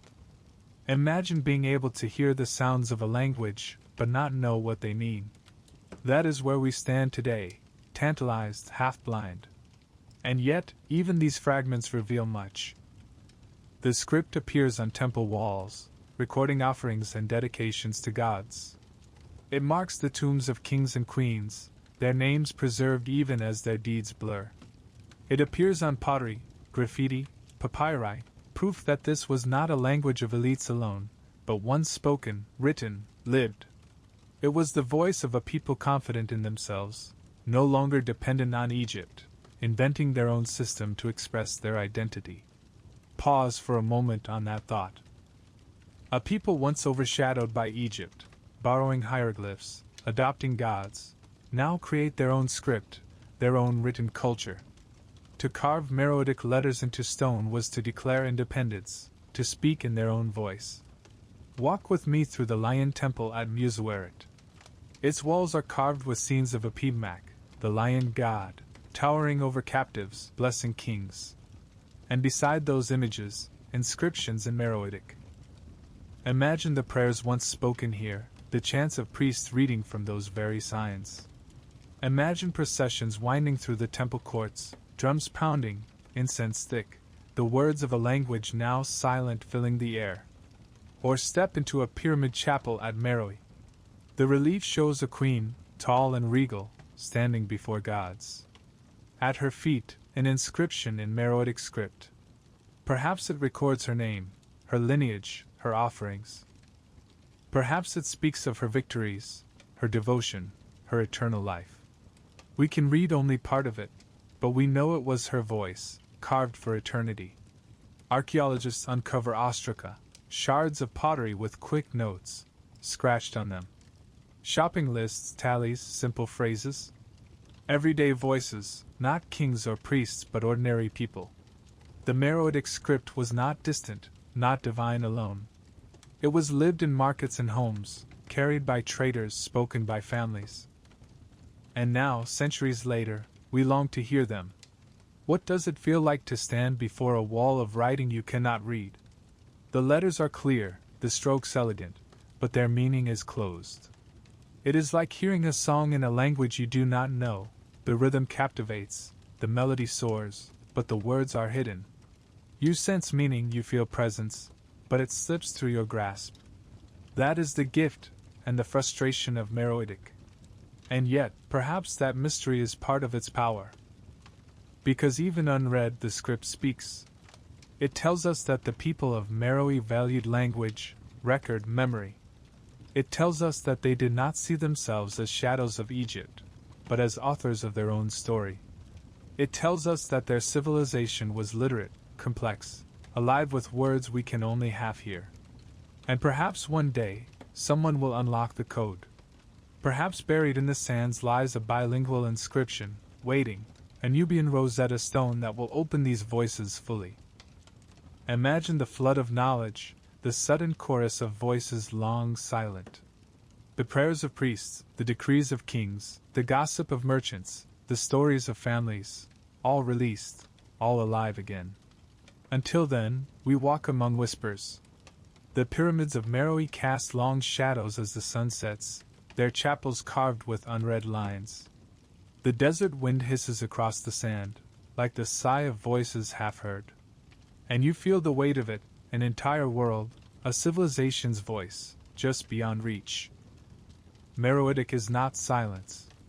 It is a whisper we strain to hear.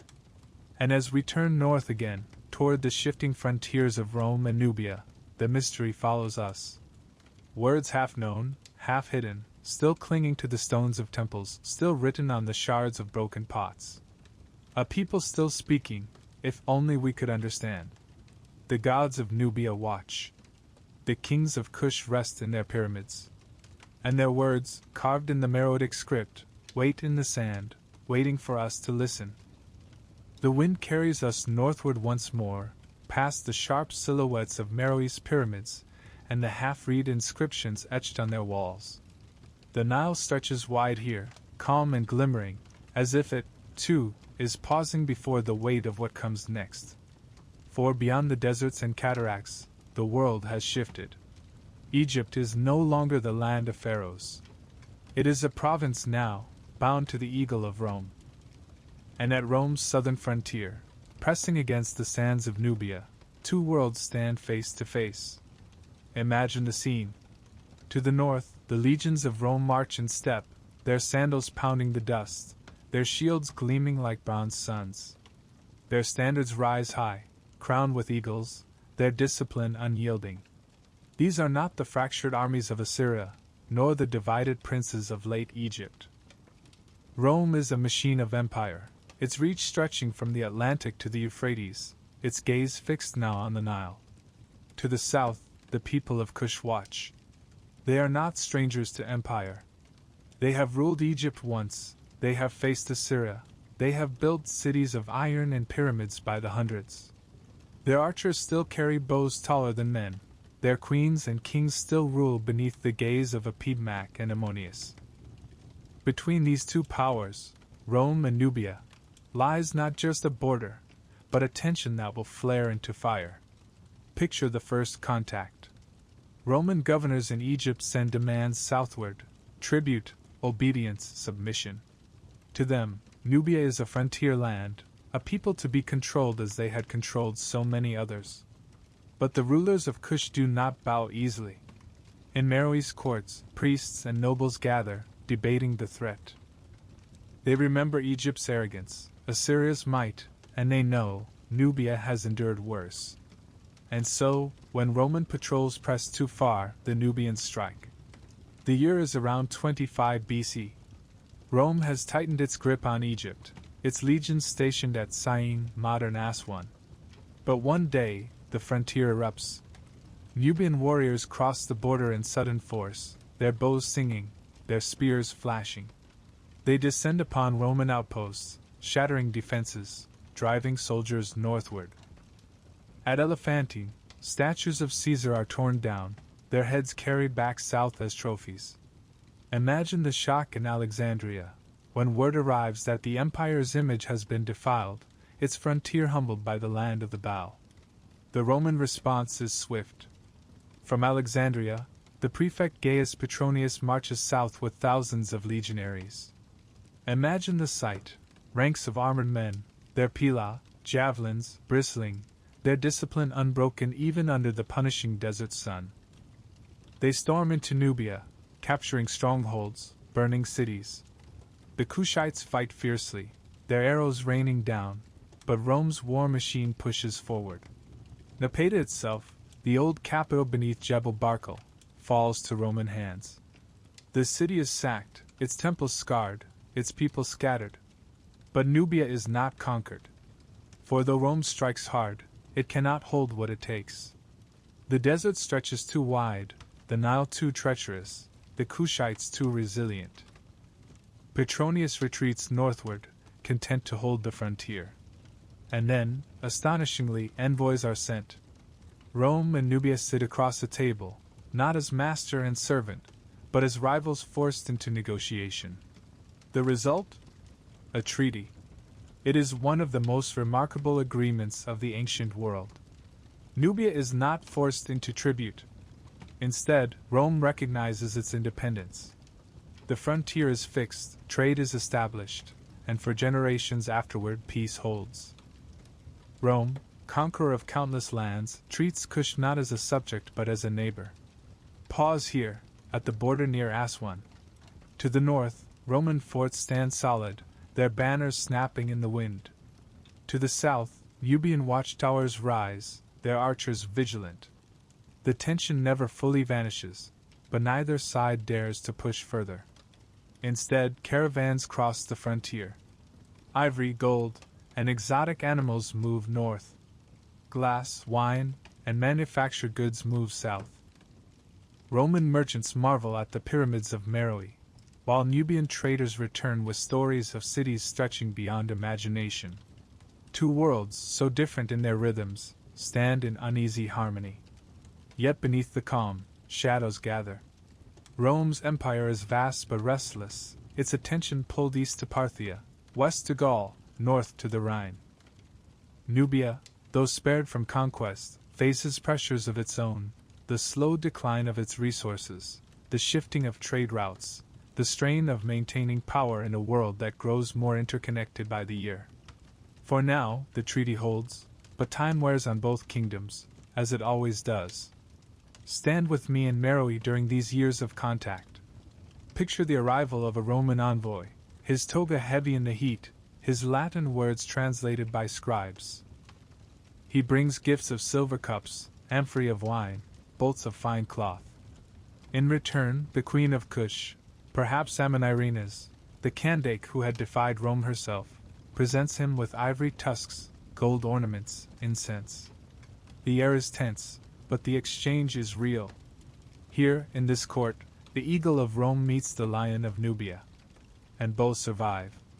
The story of Rome and Nubia is not one of conquest, but of balance. Rome could destroy, but it could not dominate. Nubia could resist, but it could not invade. Together, they settled into a rhythm that lasted for generations, a rare example in antiquity of empire meeting its match. And yet time is relentless. Rome itself will falter, its legions retreating, its provinces fracturing. Nubia too will decline, its pyramids weathering, its cities fading into the sand. But for this brief moment, this delicate century, the frontier of the Nile was a place where two giants stood side by side. The border quiets as night falls. Roman forts dim their torches. Nubian archers lower their bows. The Nile flows between them, untroubled, eternal. And as the stars rise over the desert, we turn our gaze further still, beyond Rome, beyond treaties, beyond fleeting power. For what comes next is silence. Cities abandoned, pyramids buried, temples broken by sand and time. Nubia, once a conqueror, a rival, a kingdom of gold, will slowly fade from the world's memory. Ahead lies forgetting. The Nile continues its endless journey, carrying the memories of empires upon its waters. The Roman forts fade into the distance, their banners lowering in the night wind. Meroë's smoke thins, its furnaces cooling. And as centuries pass, the voices of Nubia, once loud, once proud, begin to soften. Not all at once, not in sudden silence, but gradually, like a fire dimming to embers. The story of a civilization that once defied Egypt, that once ruled as pharaohs, that once negotiated as equals with Rome, now begins to slip into shadow. Imagine the slow unraveling. Trade routes shift. Caravans that once flowed into Meroë find other paths, drawn westward across the Sahara or eastward to ports on the Red Sea. Ivory, gold, and incense, once the lifeblood of Nubia's wealth, bypass its cities. The furnaces of Meroë, once roaring with iron, fall silent. Their slag heaps remain, black scars in the desert, but the fire within them dies. The temples, too, begin to empty. Priests chant to gods whose names fewer and fewer remember. The statues of Apibmak stand tall, but their paint fades, their chapels crack beneath the sun. The pyramids remain, sharp and solemn, but looters break their tips, searching for treasures long gone. Time itself becomes the harshest conqueror, stripping color from walls, breaking stone with wind and sand. And yet life continues. People still farm the banks of the Nile, still herd cattle, still tell stories of kings and queens. But the great cities shrink. Meroë, once a capital of trade and industry, becomes quieter, its avenues emptier. By the 4th century CE, it fades altogether, swallowed by the desert, its pyramids left to watch over silence. New powers rise. To the north, Rome wanes, then Byzantium claims its place. To the east, Aksum in Ethiopia grows, its influence stretching across the Red Sea. Nubia finds itself caught between these forces, its independence harder to hold. By the time Christianity spreads into the Nile Valley, the old gods of Nubia are already shadows, their temples abandoned, their names half forgotten. Imagine walking through Meroë centuries after its fall. Sand drifts against the walls, filling courtyards, burying thresholds. The pyramids stand sharp against the sky, but their chapels echo with emptiness. Carvings of queens and kings still remain, but no one comes to read them. The Meroitic script, once alive with meaning, now lies mute, incomprehensible even to those who live among its ruins.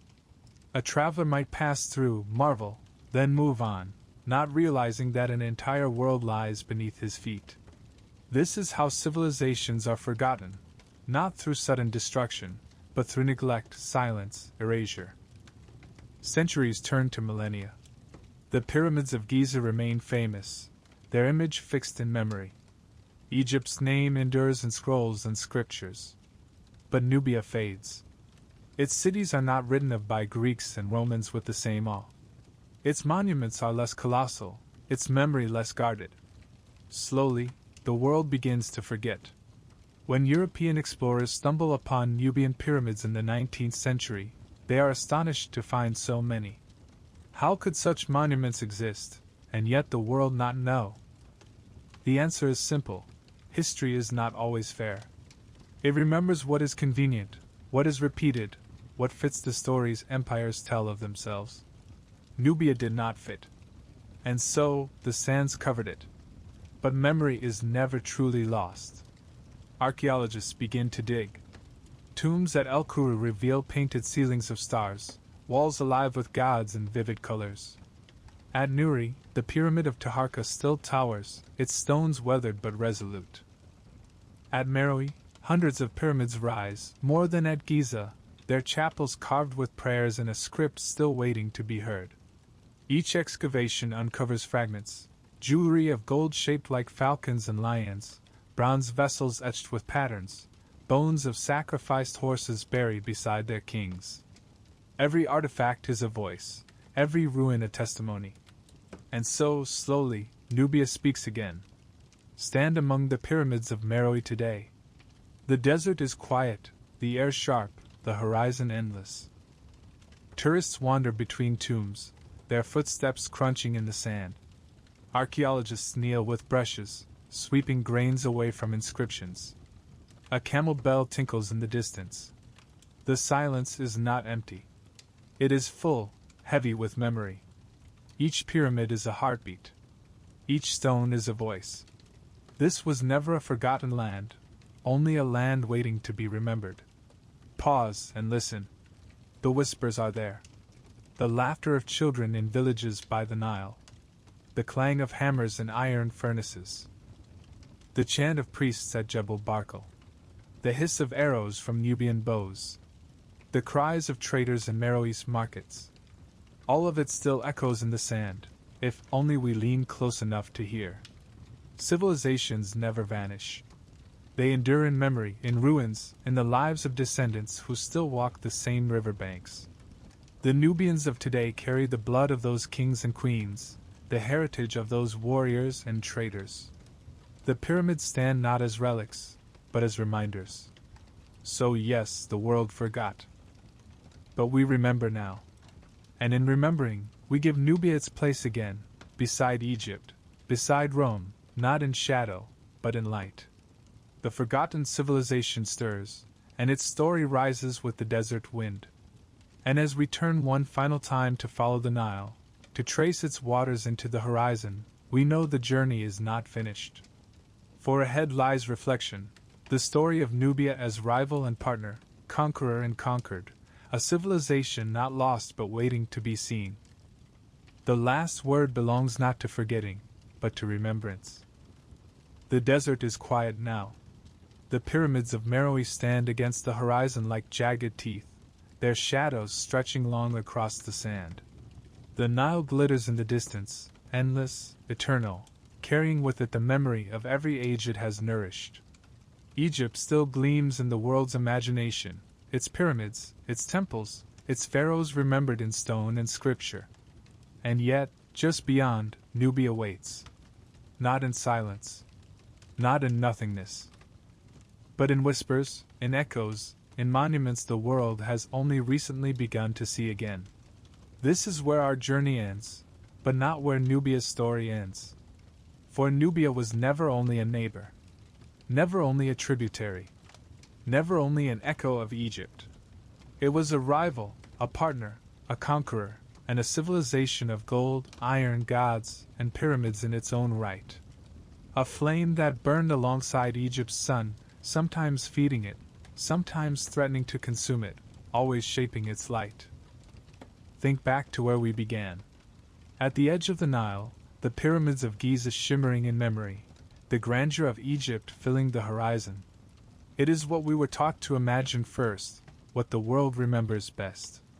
But just beyond, waiting in the desert's glare, stood Nubia.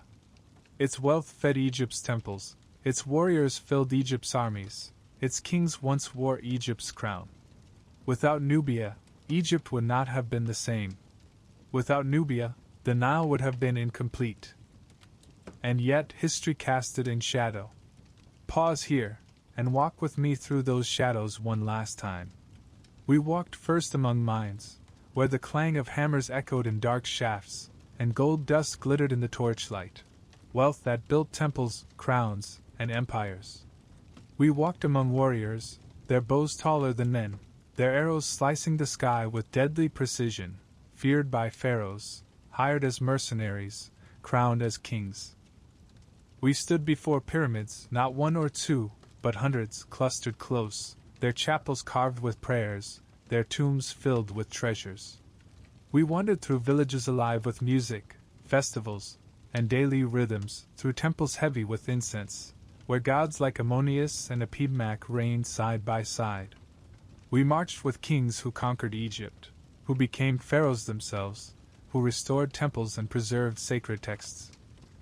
We watched them fall before Assyria's might, retreat to Nubia, and rise again at Meroë, where iron roared and script flowed across stone. And we stood at Rome's borders, where Kushite queens defied legions, where treaties were signed as equals, where the Nile itself became the frontier of two worlds. Nubia's story is not a single line. It is a web, woven with threads of war and peace, wealth and ruin, memory and silence. It was a civilization that adapted, endured, transformed. And even when its cities fell, even when its script went unread, it left behind monuments too stubborn for the desert to erase. What does it mean, then, to call Nubia a rival in the shadows? It means that history's spotlight was narrow, and Egypt filled its beam. But just beyond, Nubia thrived, shaping Egypt's fate and carving its own legacy. It means that every time we marvel at Tutankhamun's mask, we are seeing Nubian gold. Every time we read of Pharaoh's archers, we are reading of Nubian skill. Every time we see temples of Ammonius, we are seeing a god whose truest home lay not only in Thebes but at Jebel Barkal, the sacred mountain of Nubia. To call Nubia forgotten is not quite right. Forgotten by whom? Not by its people, who remembered, who carried their traditions through generations. Forgotten only by those who wrote the histories that survived, by the Greeks and Romans who saw Egypt as the jewel of the Nile and left Nubia in footnotes. But stones remember. Sands remember. And now, slowly, we remember too. Stand once more among the pyramids of Meroë at dusk. The desert wind sighs through broken chapels. The tips of the tombs glow red in the fading sun. You place your hand against the stone, warm with centuries of heat, carved with letters you cannot yet read. And you feel it, the presence of kings and queens who refuse to be silent. Their monuments still pierce the sky, sharper, more numerous than those of Egypt, a silent defiance across millennia. Nubia is not gone. It never was. Its story continues in the people who still live along the Nile's southern stretches, in the traditions passed down, in the echoes of music and dance that never died. It continues in archaeology, in every shard of pottery brushed clean, in every inscription recorded, in every excavation that pulls another piece of memory from the sand. It continues in the unanswered mystery of the Meroitic script, a language still waiting to speak. One day, perhaps, those words will be fully understood. One day, the prayers of priests, the decrees of kings, the stories of families will be heard again, not as whispers, but as voices. And when that day comes, the shadow will lift fully, and Nubia's light will blaze as it once did. The Nile flows on, endless, eternal. It has carried the rise and fall of kingdoms for thousands of years, and it carries them still. Egypt shines, yes, but beside it, Nubia glows, not as lesser, not as forgotten, but as equal, rival, and partner. Together they shaped the world along this river, together they built pyramids, temples, and traditions that endure. And so, as the desert night settles, as the stars kindle over the black silhouettes of pyramids, the story of Nubia closes not in silence, but in remembrance. A kingdom of gold. A land of bows. A people of gods and warriors. A rival in the shadows, and a light of its own.